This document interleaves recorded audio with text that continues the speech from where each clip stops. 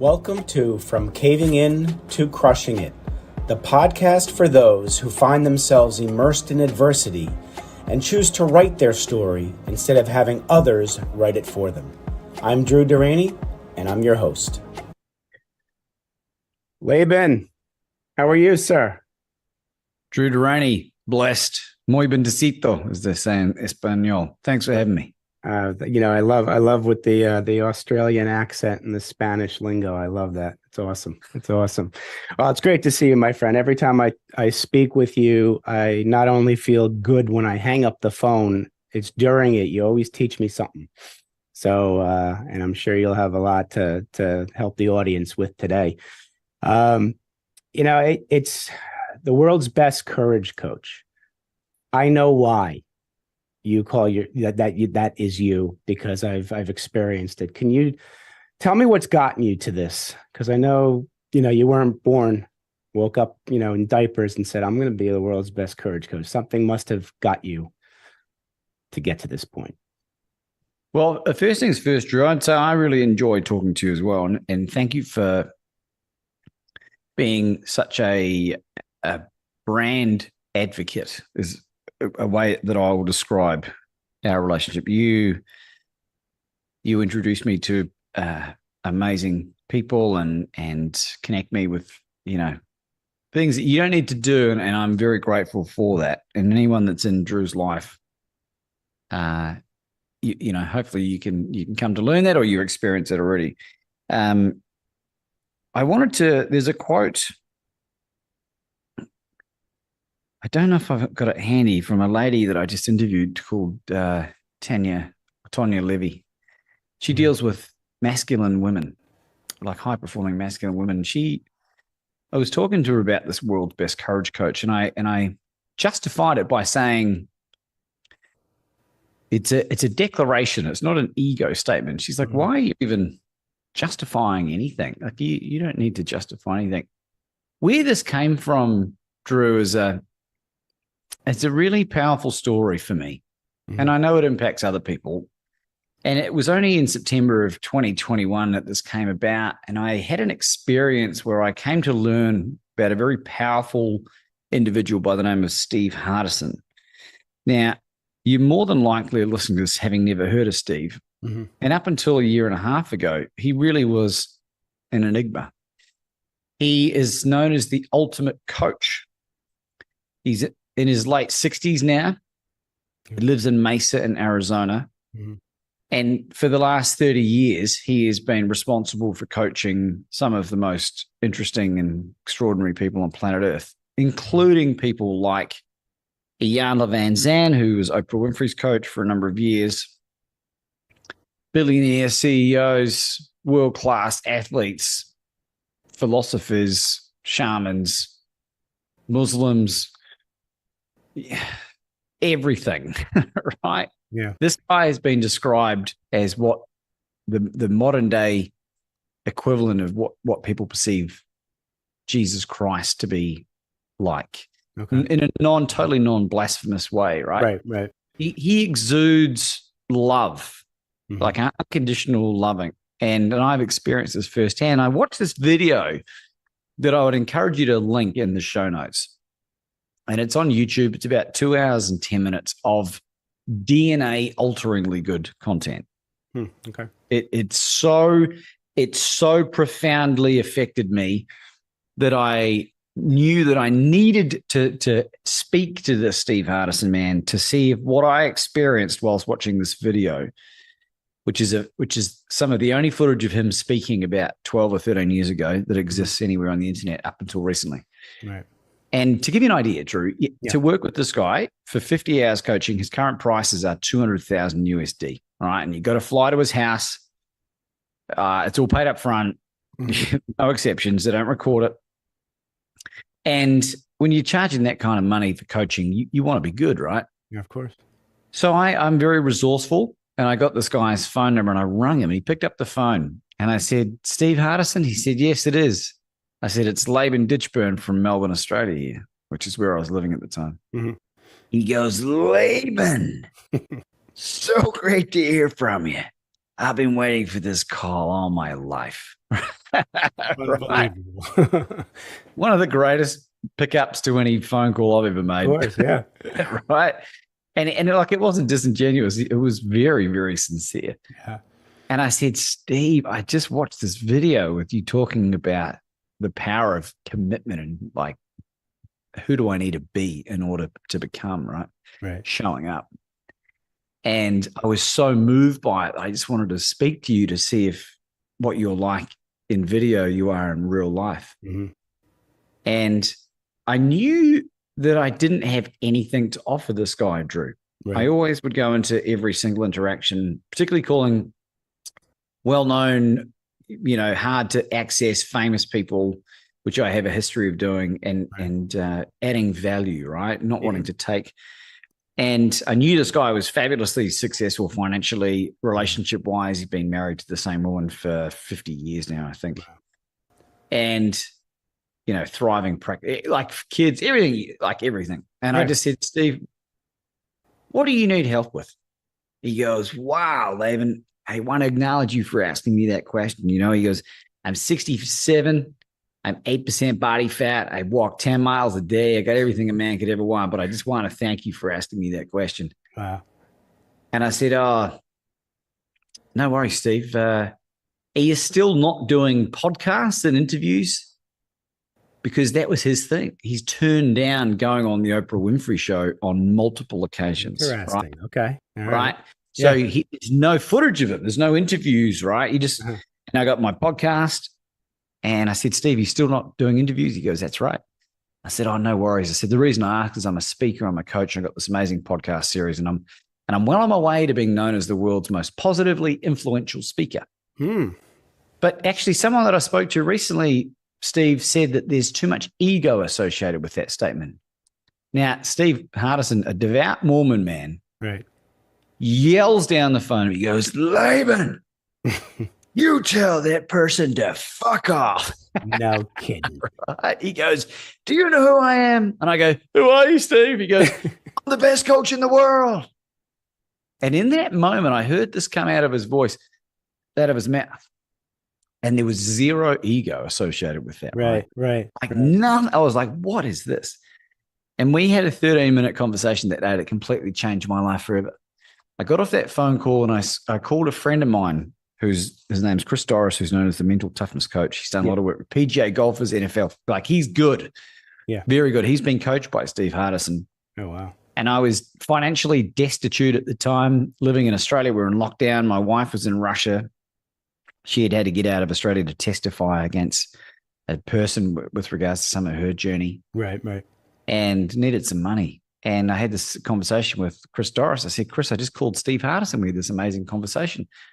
He goes, what do you mean? I go, I just had a 13-minute chat with Steve Hardison. He goes, what do you mean? I said, we were just chatting on the phone. Not believe you, yeah. Right. He goes, do you have any idea the gift of courage you had to bring to the world? Okay. Right. Now, in that moment, Drew, the world's best courage coach was created.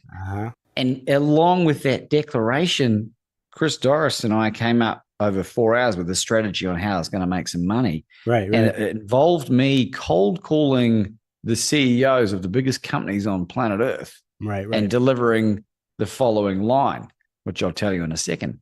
Okay. And I rang Eric Yang, who's the CEO of Zoom. He was on his car phone. He couldn't really hear me, and his English isn't that great. So that fizzled out. And then I called some people at Cisco and Walmart and didn't get through to anyone. It was getting late in the US. I called this number in Australia for Hodges Real Estate, which is a company you would have never heard of in the US, but they are the oldest real estate company in Australia. And the CEO, whose cell phone number I had, picks up. He says, Hi, Tony speaking. And I said, Tony Zaka? He said, yes, it is. I said, Tony Zaka, it's Laban Ditchburn from Melbourne, Australia here. He goes, oh, hi, Laban. Do we know each other? I said, Tony, we've never spoken before, but today's your lucky day, I said. He laughs. He goes, why is it my lucky day, Laban? I said, because, Tony, I'm the world's best courage coach, and I teach your people how to take bold, massive, and courageous action to facilitate their own miraculous outcomes. And what took place on that phone call, Drew, was 13 minutes another 13 minutes of DNA alteringly good conversation, which resulted in him inviting me back the following week to present and pitch for some training and coaching that his organization wanted. Okay. But now we're still in lockdown at this moment. So it's just me and him on Zoom the following week. And I asked him one open question at the beginning of the conversation, because Steve Hardison says the power is in the listener. Mm-hmm. And he spoke for 45 minutes when I said, what do you want to do with this business? He spoke for 45 minutes. I let him just flow. He gave me all the information I needed. I knew how I could serve these guys. And he said to me, I want to take this from good to great. And he'd been in the role only a few months, like 6 months. And the oldest real estate company in Australia. I said, he finished talking. I said, Tony, what about becoming the best real estate company in the state of Victoria, which is where Melbourne's in, about 5 million people. Right. And he looked up at me and he started nodding sort of subconsciously. His eyes sort of widened. I said, well, what about being the best real estate company in Australia? 25 million people. Mm-hmm. Now he's really getting into this. And I said, you do realize, Tony, that in order for you to have the best real estate company in Australia, you need to be the best real estate CEO in Australia. And 30 seconds later, Drew, I had the CEO of this organization who had only spoken to 1 week earlier with no pitch deck, no intro, nothing apart from this outrageous, brazen effing cold call, right? Right. He's yelling, standing with his arms outstretched at the top of his feet. I'm the best real estate CEO in the world. Completely changed his stuff forever about how he showed up, how he looked at himself. And I pitched multiple 6 figures on that call, training and coaching. You know what he said to me? What? He didn't yell. He didn't laugh. He didn't hang up. He didn't tell me to F off. With all sincerity, he looked at me. He said, Laban, I physically do not have the liquid to invest that amount right now. Is a lot of money, right? That's the amount that I put on my worth, that I knew that I could service these guys effectively. Right. Yep. And he said, but let me see what I can do. Now, I got off that call, Drew, and I was a new human being. I was a new man. The glass ceiling of possibility of who I thought that I could reach and impact was completely destroyed. And I knew that I could play at the top echelons of society and business. And that is how the world's best courage coach came about. And it has completely transformed my stuff forever. Well, you mentioned earlier, Laban, about you were destitute during, before you made these calls. But how did you get the courage to overcome fear? I mean, you must have had fear at some point in your life that didn't earlier in life allow you to be this courageous. So I really need to know how you got to where you are. There's got to be some defining moment. Yeah, I'll tell you, brother. I'll tell you. All right. 2019, January is when I went out on my own for my very first entrepreneurial journey. Okay. I wasn't doing what I'm doing now. I used to work in IT recruitment, which I did for 13 years. Right. When I met my now wife, I decided after an experience I had with a bunch of virtue signaling, left-leaning, screaming liberals that had rules for me and not for thee, I didn't want to report into anyone ever again. Right. And so I went out my own and did recruitment for all of 2019. It was a total unmitigated financial disaster. Right. Oh, wow. And I use that term for effect only because I didn't have any interest in recruitment. It wasn't my purpose. And I spent weeks and months researching and learning all the stuff that's become powerful and beneficial to me now. Right. But there was periods there where I nearly went bankrupt 4 times in 2019, right? Wow. And it was a very humbling experience. So I was forced to ring the CIOs and then the CEOs of companies in order to try and drum up business. Right. And I had a few experiences where I would have meaningful conversations with these CEOs, nothing to do with recruitment, but I had life experience that was relevant that impacted them. And I was like, I'm onto something here. So that's the backstory. And so I would have had 20, 30 phone calls. And once you have no choice, like if you don't pick up the phone, you're going to starve. Right. And at the start of 2020, I actually rang and spoke to Brene Brown on the phone. before I had a podcast, before I had my book, before I had my coaching practice. I didn't have anything. And she picked up the phone and I said, Brene, I've been instructed by all my mentors that I need to be around people that are further along than me. And I was keen to know if you'd like to share some ideas. And it was New Year's Day. She was about to sit down and have New Year's Day dinner with her family. But she said, send me an email with what you had in mind and I'll come back to you.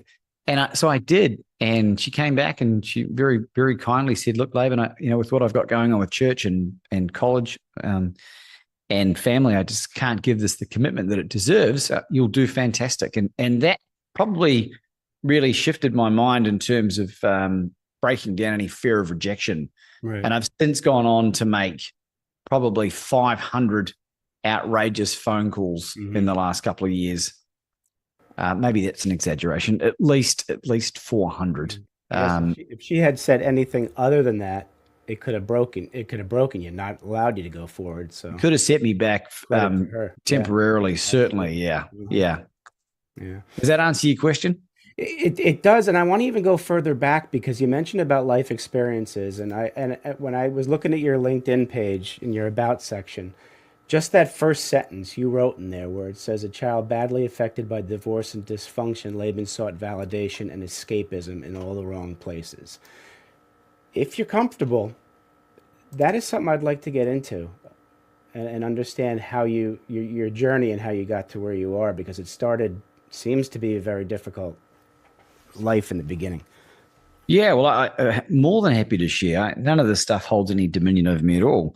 And when you're listening to this, listen to it about yourself, right? Listen to it like it's you, because there's so many crossovers and similarities that'll come up. Like mum and dad split up when I was 3.5, and it really, it caused a lot of damage. It rippled all through my family. There was every single relative on both sides of my family had been married and divorced at least 2, maybe 3 times. My mother's on her 5th surname. Okay. You know what I mean? Yeah. And they used the kids as pawns. Wow. They would fight over legal things and custody and all that other crap, right? Yeah. But I'm an empath in many ways, and I just hid from it. And I used self-deprecating humor and validation seeking from a very young age. Dishonesty, and that just manifested itself as an adult. And although on the surface of it, Drew, I was a happy-go-lucky individual, I was deeply unfulfilled. Right. And I was going out, and alcohol and drugs and gambling and sex and negative self-talk all became staples because I was hanging around groups of other people that had gone through their own experiences, and it was comfortable and familiar. Right. And I realized at 35, after grinding along the floor of rock bottom, that I was destined for much greater things than what I was achieving. I was miserable, Drew. Yeah, absolutely. And so I asked for help, and I got access to the gambling helpline and a psychologist on there, and that started this journey of healing. And I'm being clean and sober from drink over 6 years. August 26th of 2022 is my 6th year. Congratulations. That's phenomenal.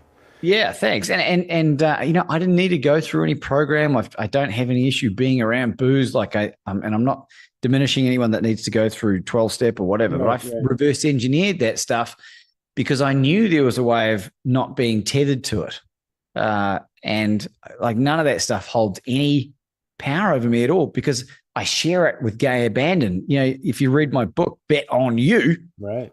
It's all in there.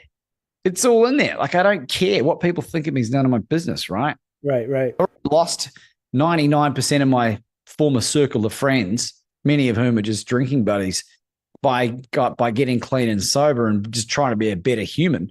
And then when the lockdowns and stuff kicked in, even more people disappeared because I was speaking and questioning the status quo. Right.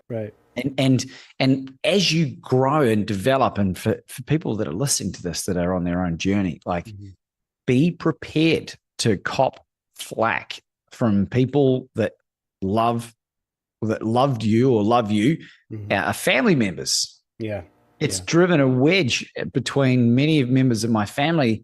And what it is, Drew, is that it's forcing them to reflect upon their own shitty, dysfunctional behaviors. Yes. Right. Yes. And they don't like it. I haven't physically done anything to them. I'm just reminding them of their own insecurities. You know what I mean? That's just happened. Oh, absolutely. So, but just to finish, what's happened, and I don't want to doom and gloom it because it's absolutely worthwhile. What's starting to happen now is that friends and family are starting to knock on the door and say, what are you doing? Like, clearly whatever you're doing is working. Like, can I get some of that? Yes. And it's having a really powerful effect on my life in that way. Well, I'll tell you, you know, there are, you mentioned before that I find some similarities in your journey and mine. I mean, being an empath, I can empathize. And, you know, there's one thing being an empath and letting people walk all over you. And then there's another thing being an empath and still having some self-identity and some boundaries. Yeah, 100%. You know, I look back at some stand-up comedy that I did in 2014, 15, I think it was. The jokes were so cringy and they were just me beating up on myself. And it's a rare day on earth where you'll ever catch me talking poorly about myself, Drew. You know, you and I have spent enough time on the phone. You'll know that's the case. Right. And I'm not saying I'm perfect at it, you know, but he was talking about, you know, unmitigated financial disaster. Well, I use that for effect because it's true, right? Right, right. But it ended up being a blessing. And as you go through these life experiences and you learn and garner the tools and the resources on how to handle the stuff, even the most depressing, sad things don't affect you in the same way. Yep. And, you know, in addition to all of that other stuff, Drew, you know, my wife and I have gone through 16 consecutive miscarriages collectively, you know. My gosh. And you know, whilst I was going broke, you know, Right. whilst I was losing friends, you know, whilst I had to leave the country to protect my medical freedoms and mandates, you know what I mean? Yeah. But I'm not putting on a facade. This is who I am. No, but you could have, with all that, the average person can cave in and give up. You know, to be able to know your true belief system and fight back the status quo or what you believe people think you should be. That's a credit to you, and I've been doing it too. And yeah, we're going to get flack by doing that, but it's invigorating. It's an amazing feeling when you could be your authentic self, and let people say it's out of character. Well, I'll say, yeah, well, you pretend I was somebody else. This is me. And like you said, I don't care what people think about me either anymore, you know, and I used to for 50 some odd years. So I give you credit.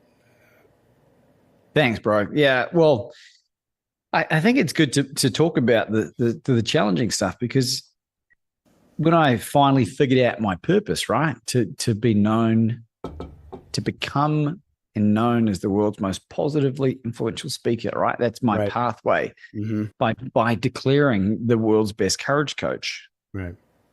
I never anticipated the heat that I was going to attract.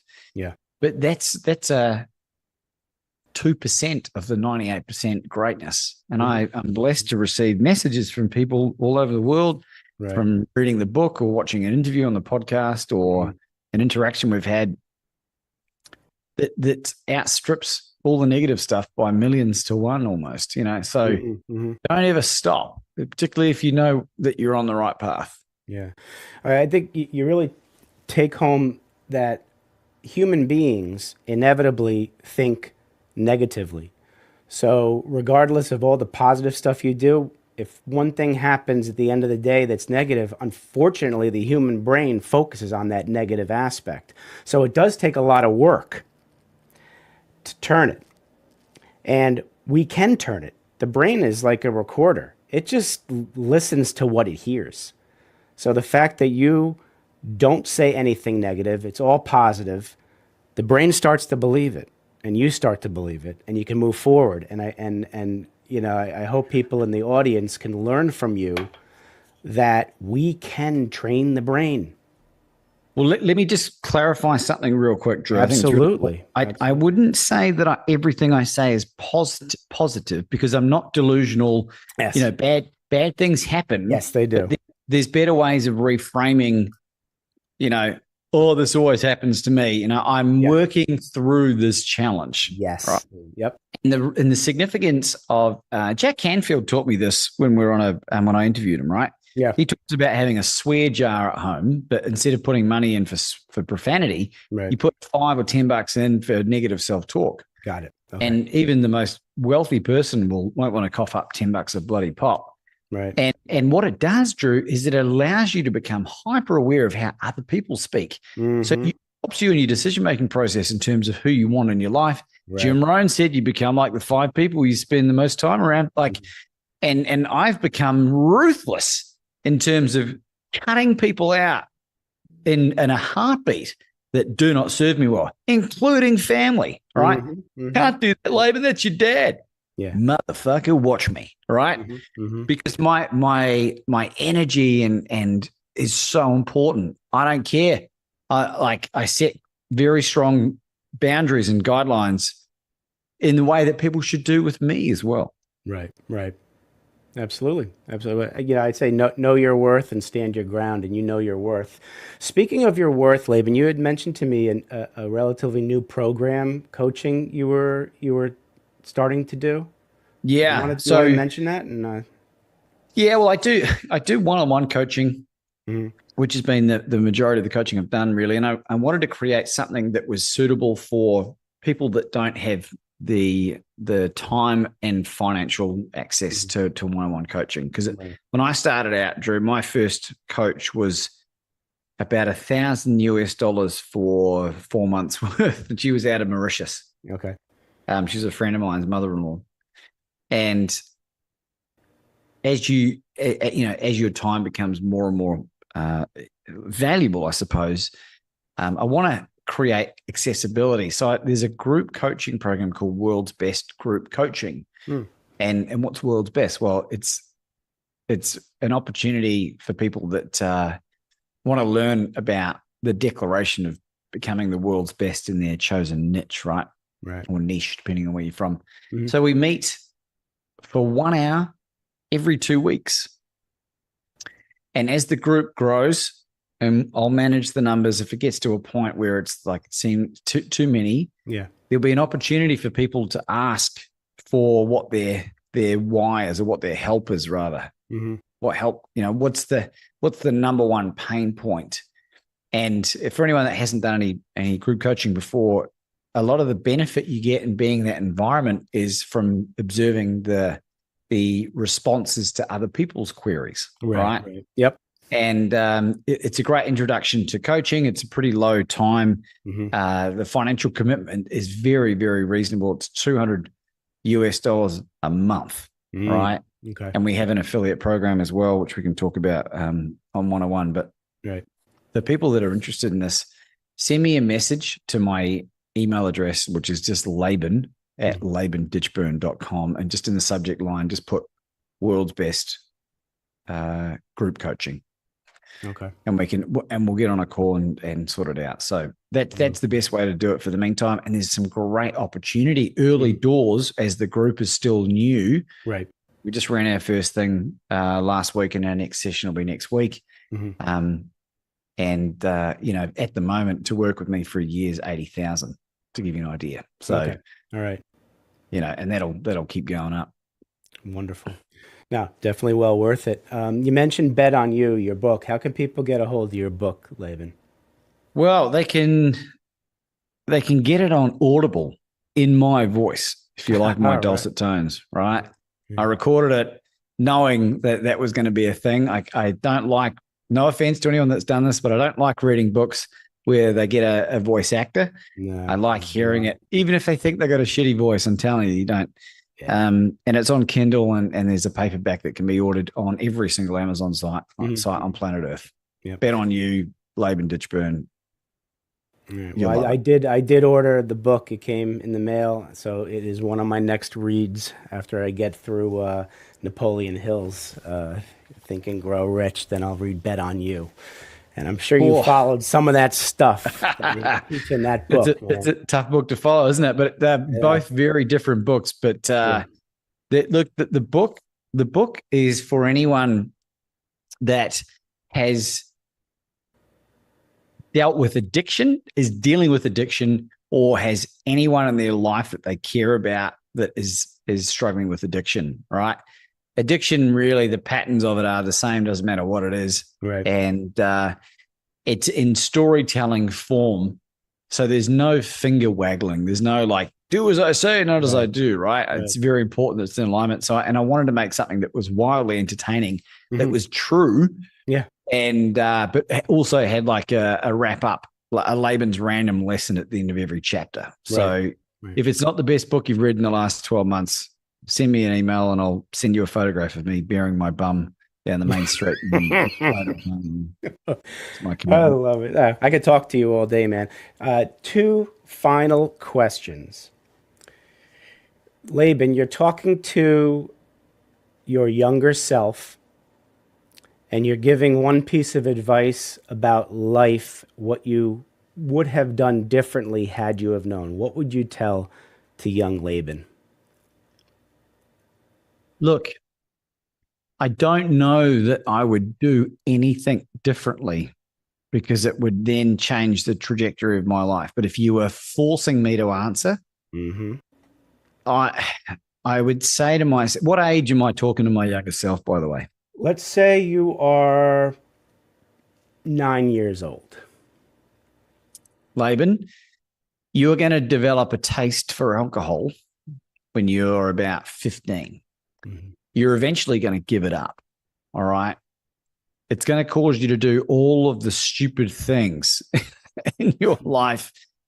I would encourage you to seriously reconsider drinking alcohol in the future. Beautiful. Beautiful message. And I'll follow that up with you speaking to the young Laban entrepreneur. What advice would you give him? Maybe some things that you've done as an early entrepreneur that you would change. Oh man. You got another half an hour? I think the only thing that I can say that might be of value really is like follow your alignment. Like don't try and force anything. Follow the alignment. And when you are operating in alignment, truly operating in alignment, not trying to manipulate an outcome or be desperate or whatever, like it's effortless, Drew. It's some of the greatest outrageous things I've pulled off in my life are the easiest. And some of the worst things that have eventuated were the hardest amount of work, you know. But everything that happens then becomes a powerful anecdote for credibility when I'm talking to other people. So I don't know that I would diminish any of the shitty experiences. You know, maybe now that you get me thinking about it, I'm 42. I act like I'm 24. And, you know, I would have loved to have been able to meet Anna years early. And to have started the baby making process earlier. I want a big clan of babies. I understand that. So, you know, I want to Genghis Khan that mofo, you know, like I want 10% of the population to be a descendant of the world's best courage coach. So, but I'm a monogamous man. So we've got to figure out a way to live longer and, you know, and I'm figuring out some of that stuff as well, you know, with the biohacking that I'm doing. So anyway, that'll be in the next book. I admire you, my friend, and please say hi to Anna for me. And I wish you all the best. And I look forward to continuing our relationship, our friendship. You're a good man, and I'm glad you're in my community because I need to have more people like you around me. So thank you very much for coming on, Laban. I appreciate it. Well, thank you for the opportunity. If you're listening to this for the first time and you haven't, get on and review, rate, and like this podcast that helps drive organic growth and helps people that wouldn't have found this to find it. And for those that want more information on some of the work that I'm doing, you can text the word courage, COURAGE, to 33777, and that's in the US only. I think maybe Canadians can do it as well. And there's a free copy of the Audible version of the book, not through Audible, but it's an Audible version. So courage to 33777, and you can stay abreast. I've got another book in the process as we speak, called World's Best Courage Coach, incidentally. Perfect. I do recommend you guys reach out to Laban. He's a good man, and every discussion I have with him adds value. So Laban, thanks again for coming on, my friend, and we'll talk soon. Appreciate you, Drew. Appreciate you too, my friend. Thanks so much for listening. If you enjoyed the episode, please subscribe and give us a review to help others find it. I'd like you to answer this question.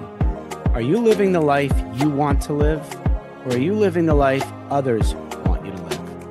I'd like you to think about that for a second, because I strongly suggest you live the life you want to live. If you want to learn more about what I stand for and my services and how I'm able to help many men get out of their own way, please go to my website at www.profitcompassion.com. Feel free to also email me at drew@profitcompassion.com. I'd love to have a conversation with you. Take care of yourself and choose to write your own story instead of letting others write it for you.